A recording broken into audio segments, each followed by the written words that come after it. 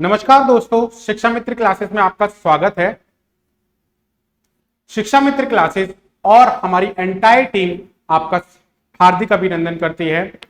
मैं हूं हिमांशु कौशल। पहली वीडियो इंडियन पॉलिटी के ऊपर जो बनाई थी उसमें इतना लाइक्स और प्यार देने के लिए धन्यवाद।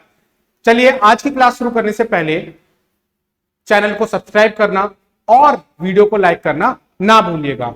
मैं आशा करता हूं ये वीडियो भी आपको पसंद आएगी और इसी प्रकार से मेरे को प्यार देंगे जैसा कि पहली वीडियो में दिया था। Thank you. अब आगे बढ़ते हैं, सेशन को शुरू करते हैं। इंडियन पॉलिटी के पार्ट 2 के क्लासेस जो आपके SSC, Delhi police, DHSB, KVS, NVS, EMRS और अन्य क्लासेस के लिए काफी महत्वपूर्ण प्रश्न देखने को मिलते हैं। एमसीक्यू क्वेश्चंस को देख रहे हैं। चलिए, कोई क्लास को शुरू करते हैं। सेशन शुरू करने से पहले मैं एक बार फिर बोलता हूं, चैनल को सब्सक्राइब करना ना भूलिए, वीडियो को लाइक करना ना भूलिए। चलिए, क्लास शुरू करते हैं। अब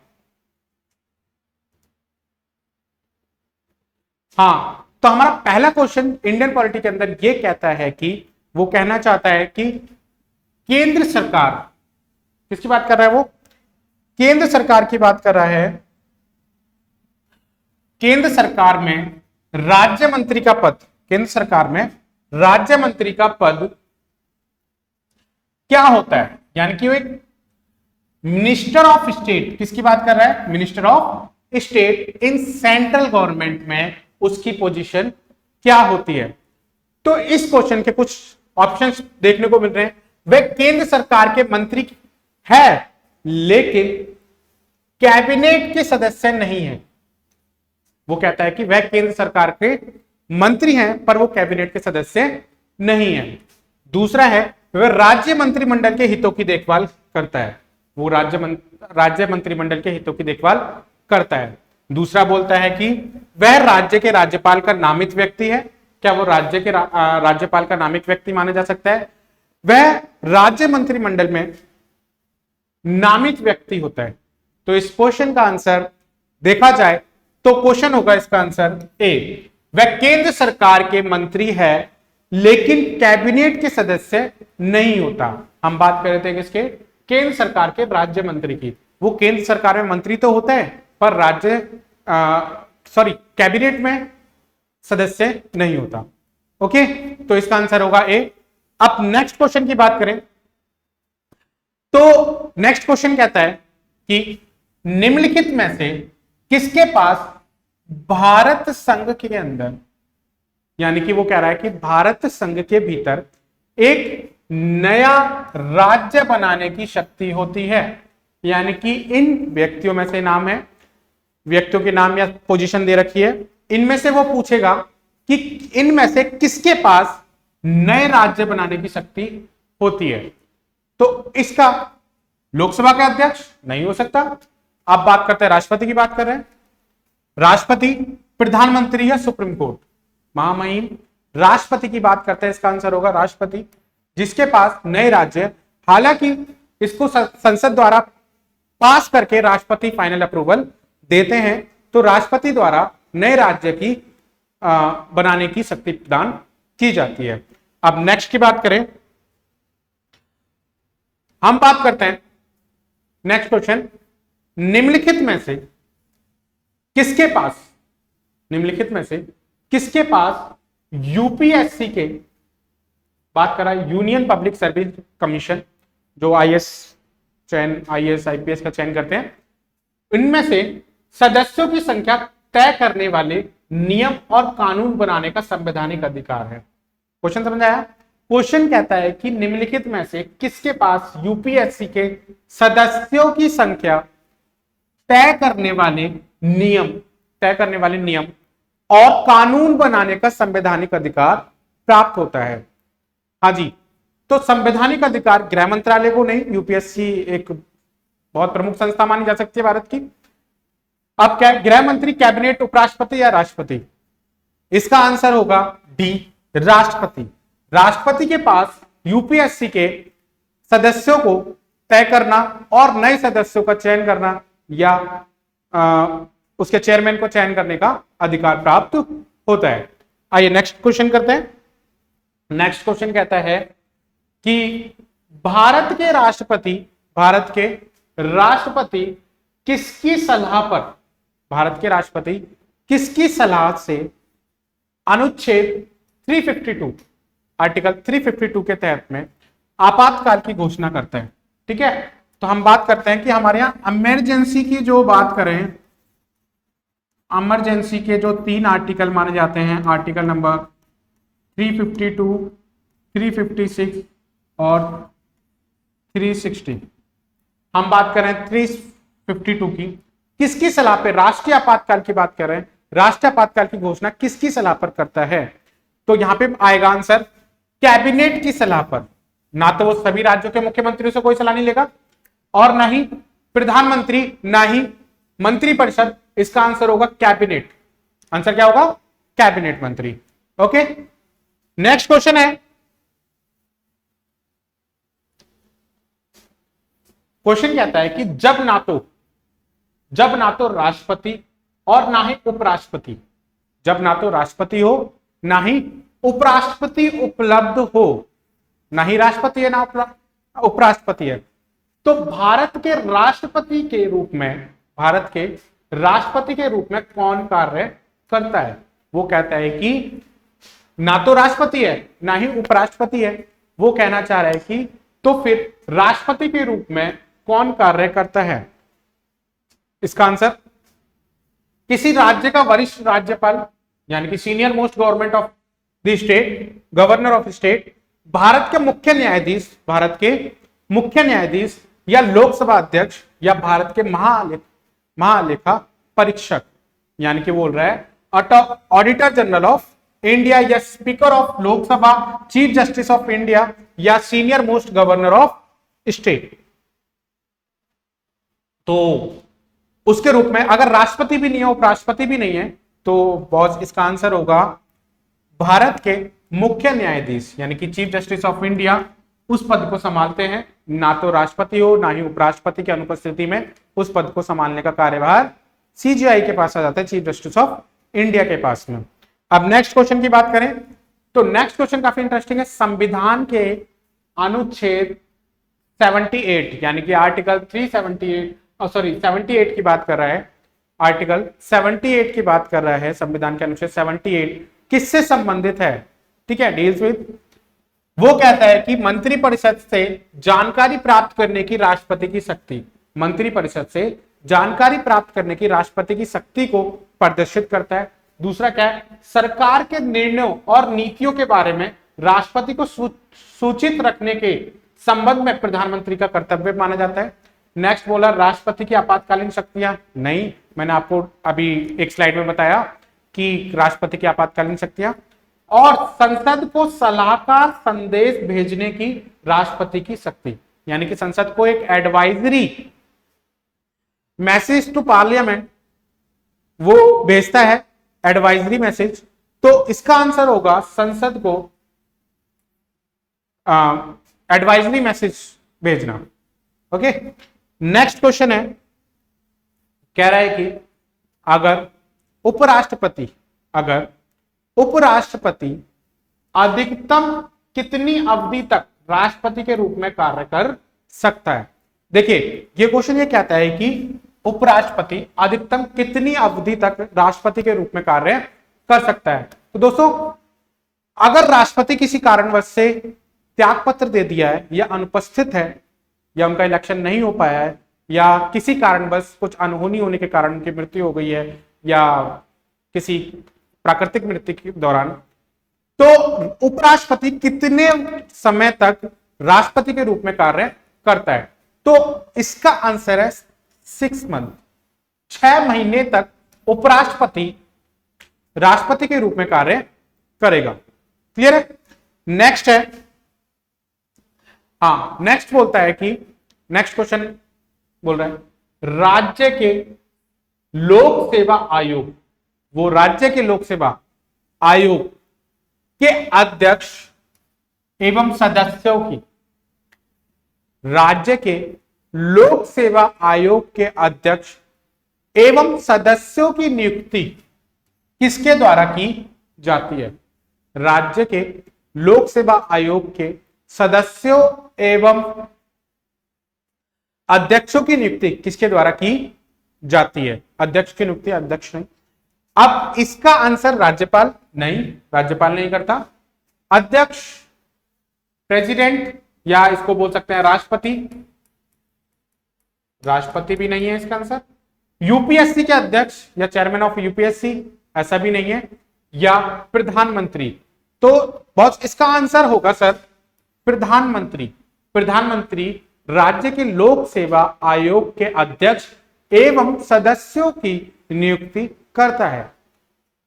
इसी और आगे क्वेश्चन की ओर बढ़े तो कह रहा है वो कि जब किसी राज्य के गवर्नर की मृत्यु हो जाती है, किसी राज्य के गवर्नर की मृत्यु हो जाती है, गवर्नर की बात कर रहा है, गवर्नर राज्य में होगा, अब वो कह रहा है उसकी मृत्यु हो जाती है, ठीक है, वह इस्तीफा दे देता है, वह इस्तीफा दे देता है, तो नए गवर्नर की नियुक्ति होने तक उसके कार्य का प्रयोग आमतौर पर कौन करता है? वो कह रहा है कि अगर स्टेट गवर्नर डाइज और रिजाइन, और वो उसकी मृत्यु हो जाती है या वो रिजाइन कर देता है, और तब तक उसके function still a new governor is appointed, ठीक है, तो जब तक उसके जो कार्यभार है उसके फंक्शंस को कौन संभालता है? तो इसका आंसर देखने को मिलेगा कि उच्च न्यायालय के मुख्य न्यायाधीश, राज्य के अधिवक्ता यानी कि एडवोकेट जनरल ऑफ स्टेट, या secretary general of the governor, या राज्य के द्वारा नामित एक व्यक्ति क्या करता है? गवर्नर की अनुपस्थिति में उस कार्यभार को संभालता है। नहीं, इसका आंसर है A, chief justice of high court.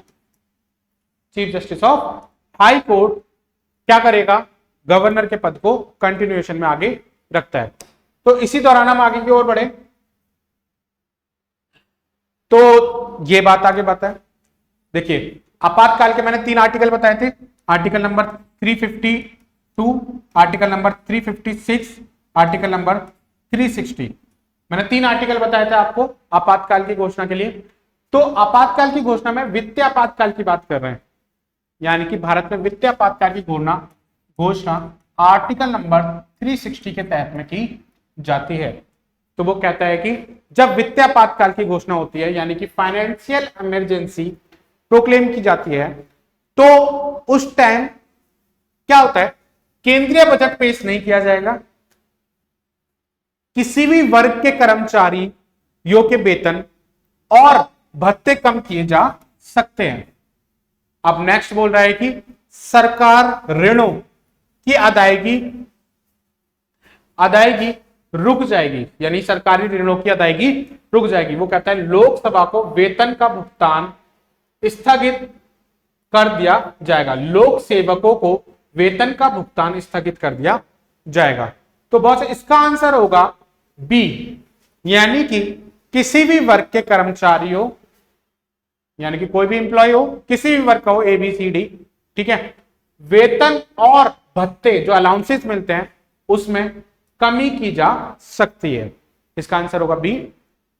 Okay, next class slide की ओर बढ़े तो ये क्वेश्चन कहता है कि किसी राज्य के राज्यपाल के संबंध में, किसी राज्य के राज्यपाल यानी कि गवर्नर की बात कर रहे हैं, राज्यपाल के संबंध में निम्नलिखित में से कौन सा वाक्य सही है? वो बता रहा है कि सेंटेंस इज करेक्ट। करेक्ट की बात कर रहा है बेटा, क्वेश्चन करते टाइम इस चीज का जरूर ध्यान रखिएगा, वो करेक्ट और इनकरेक्ट की बात जरूर करेगा, सही और गलत की बात जरूर करेगा।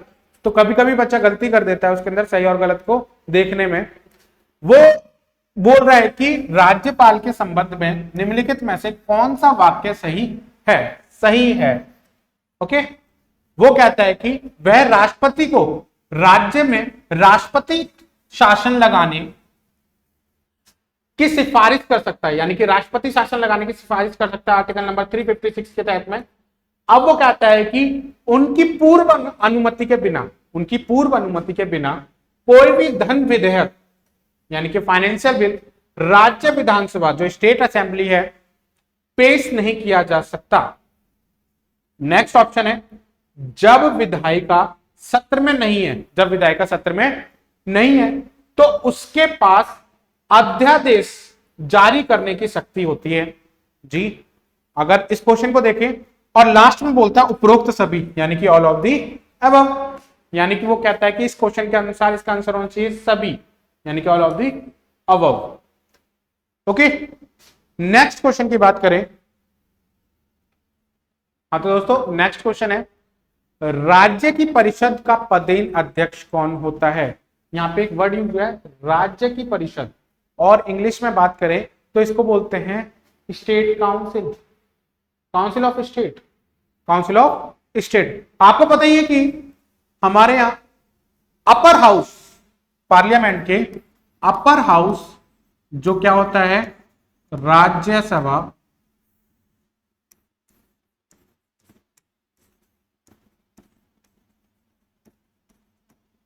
राज्यसभा, राज्यसभा को council of state, council of states भी कहा जाता है। तो यानी कि काउंसिल ऑफ स्टेट की बात कर रहा है, यानी कि राज्य के परिषद की बात कर रहा है, यानी कि वो राज्यसभा की बात कर रहा है। राज्यसभा का पदेन अध्यक्ष आपको पता होगा कि उपराष्ट्रपति होता है। राज्यसभा का जो चेयरमैन माना जाता है पदेन अध्यक्ष, वो होता है उपराष्ट्रपति। ओके, इसी दौरान अगर हम बात करें नेक्स्ट क्वेश्चन की, नेक्स्ट क्वेश्चन कहता है, सुनिए, संविधान के किस अनुच्छेद के तहत में, विच आर्टिकल के तहत भारत के किसी राज्य पर राष्ट्रपति शासन लागू किया जा सकता है। संविधान के किस अनुच्छेद के तहत, यानी कि under which article of the constitution is the president rule promulgate on any state in India. ठीक है, अब वो कहता है कि किस अनुच्छेद के तहत में किसी राज्य पर, आर्टिकल के तहत में किसी राज्य पर राष्ट्रपति शासन लगाया जाता है। तो आपको बताइए, आर्टिकल नंबर 352 नेशनल इमरजेंसी की बात करता है, 356 स्टेट इमरजेंसी की बात करता है, और 360 फाइनेंशियल इमरजेंसी की बात करता है। तो इसका आंसर होगा 356, क्योंकि अगर गवर्नर अपनी रिपोर्ट में प्रेसिडेंट को यह कहता है कि मेरे राज्य का शासन अच्छे से नहीं चल रहा है, या संवैधानिक नियमों के अनुसार नहीं चल पा रहा है, या सरकार सही काम नहीं कर रही है, तो वहां पर आर्टिकल नंबर 356 के तहत में क्या लगा दिया जाता है, राष्ट्रपति शासन, जिसको हम स्टेट इमरजेंसी भी कह सकते हैं, इमरजेंसी भी कह सकते हैं, यानी कि राज्य आपातकाल, राज्य आपातकाल कह सकते हैं। तो इसका आंसर होगा सी 356। आर्टिकल 356 हमें किसी राज्य में राष्ट्रपति शासन लगाने की इजाजत देता है। नेक्स्ट क्वेश्चन है, नेक्स्ट क्वेश्चन बोले, भारत के राष्ट्रपति का चुनाव, भारत के राष्ट्रपति का चुनाव एक निर्वाचन मंडल द्वारा किया जाता है। हाँ, किया जाता है। तो उनमें से कौन सा ऑप्शन ठीक है, यह देखने को मिलेगा। तो पहला ऑप्शन कहता है कि राज्य विधानसभाओं के निर्वाचित सदस्य, मतलब स्टेट असेंबली के जो इलेक्टेड मेंबर हैं, क्या वो राष्ट्रपति का चुनाव करते हैं। नेक्स्ट क्वेश्चन बोल रहा है कि लोकसभा और राज्य विधानसभाओं के निर्वाचित सदस्य, वो कह रहा है कि लोकसभा और राज्य विधानसभाओं के निर्वाचित सदस्य। नेक्स्ट कह रहा है संसद के दोनों सदन, लोकसभा और राज्यसभा, लोकसभा और प्लस राज्यसभा और राज्य विधानसभाओं के निर्वाचित सदस्य। नेक्स्ट क्वेश्चन है संसद के दोनों सदनों के निर्वाचित सदस्य। तो इसका आंसर होगा सी, संसद के दोनों सदन, यानी कि हम लोकसभा की बात करें प्लस राज्यसभा, ये दोनों एमपी हो गए, इसके दोनों मेंबर, प्लस राज्य की विधानसभा के जो मेंबर हो गए वो हो गए एमएलए। ये सभी लोग राष्ट्रपति के चुनाव में भाग लेते हैं, इनका निर्वाचन मंडल देखने को मिलता है। ओके, तो नेक्स्ट क्वेश्चन की बात करते हैं। आइए सर, नेक्स्ट क्वेश्चन कहता है कि ऐसी स्थिति में राष्ट्रपति आपातकाल की घोषणा करता है। आपातकाल की बात कर रहे थे ना, आर्टिकल 352, 356, 360 के तहत में हम बात कर रहे हैं आर्टिकल नंबर 352 में। वो कौन सी स्थिति बनती है जिसके कारण राष्ट्रपति देश में आपातकाल की घोषणा करता है? तो वो कहता है कि अगर देश की वित्तीय स्थिरता यानी कि फाइनेंशियल स्थिरता के लिए खतरा हो, भारी आक्रमण या आंतरिक गड़बड़ी से सुरक्षा को खतरा हो, यानी कि कोई भारी अटैक होने वाला हो, किसी देश के साथ युद्ध की स्थिति बन रही हो, या देश के अंदर आंतरिक गड़बड़ी जैसे कोई दंगे होने वाले हो, या फिर सिविल वॉर जैसा एक माहौल बना हो, ऐसी स्थिति में कर सकता है, या किसी विशेष राज्य में संवैधानिक मशीनरी की विफलता, किसी विशेष राज्य में संवैधानिक मशीनरी की विफलता के दौरान क्या राष्ट्रपति आपातकाल की घोषणा कर सकता है? हाँ जी, इसके तीनों आंसर ठीक है, तो इसका आंसर होगा उपरोक्त सभी, यानी कि ऑल ऑफ द अबव। तो इसके अंदर माना जाएगा कि सभी तरीकों से राष्ट्रपति आपातकाल की घोषणा कर सकता है। नेक्स्ट क्वेश्चन है कि नेक्स्ट क्वेश्चन की बात करें। नेक्स्ट क्वेश्चन कहता है कि किसी राज्य में राष्ट्रपति शासन का मतलब किस राज्य का शासन है? कि राज्य का, यानी कि किसी राज्य में राष्ट्रपति शासन का मतलब कि राज्य का शासन किसके पास आ जाता है? तो इसके अंदर आएगा the president rules in the state means that the state is ruled by, यानी कि किसके द्वारा शासन किया जाएगा? राष्ट्रपति द्वारा मनोनीत मुख्यमंत्री, the chief minister nominated by the president, या आएगा राज्य के राज्यपाल के द्वारा, या सीधे राष्ट्रपति के द्वारा, या कार्यवाहक सरकार के द्वारा। इसका आंसर होगा राज्य के राज्यपाल के द्वारा। यानी कि अगर किसी स्टेट में आर्टिकल 356 के तहत में स्टेट इमरजेंसी को लगाया गया है, इमरजेंसी, तो वहां पर राज्य के राज्यपाल अपनी तरफ से रूल करना शुरू कर देते हैं, ये पावर दी जाती है। अब नेक्स्ट क्या है? हाँ जी, नेक्स्ट क्वेश्चन की बात करें तो भारत के संविधान के किस अनुच्छेद के तहत में, वो बोल रहा है कि संविधान के किस अनुच्छेद के तहत, किस अनुच्छेद के तहत राष्ट्रपति किसी राज्य का प्रशासन अपने हाथ में ले लेता है। ठीक है, बहुत सारे इमरजेंसी वाले क्वेश्चन पाले जा रहे हैं। यदि उसकी संवैधानिक मशीनरी समाप्त हो जाए, पिछले क्वेश्चन में भी हमने ऑप्शन में पढ़ा था कि संविधान के अनुसार किसी राज्य की मशीनरी विफल हो जाए कार्य करने में, तो उसके तहत में राष्ट्रपति आर्टिकल 356 के तहत में, आर्टिकल 356 के तहत में वहां पर संविधान के अनुच्छेद के 356 के तहत में अपनी तरफ से शासन करने का दावा पेश कर देता है, और वहां पे राष्ट्रपति शासन या राज्य आपातकाल की घोषणा कर दी जाती है। ठीक है, नेक्स्ट क्वेश्चन की बात करें तो बस यहां पे बोल रहा है उपराष्ट्रपति के खिलाफ, वाइस प्रेसिडेंट के खिलाफ महाभियोग यानी कि इंपीचमेंट, यानी कि बोल रहा है वो इंपीचमेंट प्रोसेस उपराष्ट्रपति के खिलाफ की कार्यवाही शुरू की जा सकती है। किसमें? केवल लोकसभा में, लोअर हाउस में, या अपर हाउस में, या संसद के किसी भी सदन में नहीं, और संसद के किसी भी सदन में। वो कहता है कि किसी भी सदन में नहीं हो सकती और किसी भी सदन में हो सकती है, या बोलता है कि लोकसभा में या राज्यसभा में। तो बस इसका आंसर होगा राज्यसभा में, इसका मेन आंसर होगा राज्यसभा के अंदर उपराष्ट्रपति को महाभियोग के द्वारा हटाने की जो प्रक्रिया है वहां पे इंट्रोड्यूस की जाती है।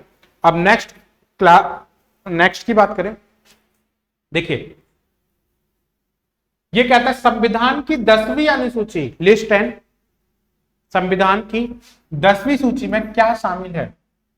शेड्यूल, 10th शेड्यूल की बात कर रहा है वो, of the constitution, 10th schedule of the constitution की बात कर रहा है कि संविधान की 10वीं अनुसूची में इनमें से क्या शामिल है। तो हम बात करें संविधान द्वारा मान्यता प्राप्त भाषाएं, ऐसा भी नहीं है, दल बदल के आधार पर अयोग्यता के संबंध में प्रावधान, दल बदल जिसको डिफेक्शन भी कहते हैं, शपथ या प्रतिपादन के रूप में ऐसे कानून जिन्हें किसी भी अदालत में चुनौती नहीं दी जा सकती, क्या वो शेड्यूल में दे रखे हैं 10th शेड्यूल में?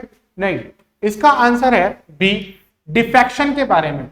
डिफेक्शन एक क्रिया जो भारत के अंदर 1967 के बाद से देखने को मिलती है। 1967 में जो हरियाणा के विधायक थे, एमएलए, जिन्होंने एक पखवाड़ा मतलब अप्रोक्सीमेटली 2 हफ्ते के अंदर 3 बार पार्टी चेंज करी थी, जिनका नाम था गयालाल। आपको ये नारा काफी फेमस है, पर आपको पता ही होगा एक नारा काफी फेमस हुआ था, आया राम गया राम। जो ये नारा डिफेक्शन से काफी फेमस है, यानी कि दल बदल की राजनीति से काफी फेमस है। तो 10th शेड्यूल के अंदर संविधान के दल बदल के आधार पर अयोग्यता के संबंध में प्रावधान दिया हुआ है। ओके सर, तो आज के क्वेश्चन यहीं खत्म करते हैं।